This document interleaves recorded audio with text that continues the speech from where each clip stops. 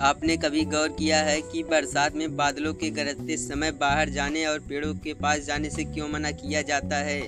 जाहिर सी बात है कि पेड़ों और खुले मैदानों में बिजली गिरने की संभावना सबसे अधिक होती है।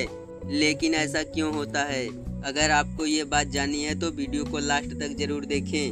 तो दोस्तों, जानते हैं बादल के चमकने और गरजने के पीछे की साइंस क्या है। अब आप जानते होंगे कि पानी भाप बनकर ऊपर उठता है। प्रत्येक 165 मीटर की ऊंचाई पर पहुंचने पर जलवाष्प का तापमान 1 डिग्री सेल्सियस कम हो जाता है। जलवाष्प ऊपर पहुंचकर बर्फ के टुकड़े के रूप में बदल जाती है, जिससे बड़े बड़े बादलों का निर्माण होता है। और इन्हीं बादलों के टकराने से एक चार्ज उत्पन्न होता है, जिसे निगेटिव चार्ज कहते हैं। निगेटिव चार्ज बादलों में नीचे की तरफ होता है, जबकि पॉजिटिव चार्ज ऊपर की तरफ आ जाते हैं। और आपने इस प्रयोग को तो किया ही होगा। किसी पेन को अपने सिर में लगातार रगड़ने से उस पर आयन चार्ज हो जाते हैं। उस पेन को कागज के टुकड़े के पास ले जाने पर कागज के टुकड़े पेन पर चिपक जाते हैं। इस प्रक्रिया के पीछे की साइंस स्टैटिक इलेक्ट्रिसिटी कहलाती है। और यही प्रक्रिया बादलों के घर्षण से उत्पन्न होती है। स्टैटिक इलेक्ट्रिसिटी में किसी एक वस्तु पर स्टैटिक नेगेटिव चार्ज उत्पन्न हो जाता है।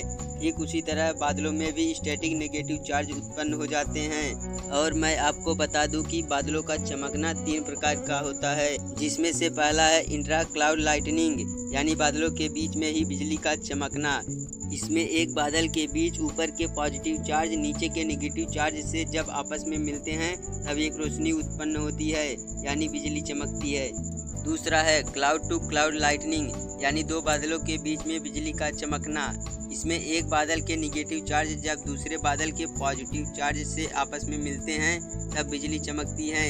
ये जमीन पर खड़े व्यक्ति को दिख भी सकती है और नहीं भी।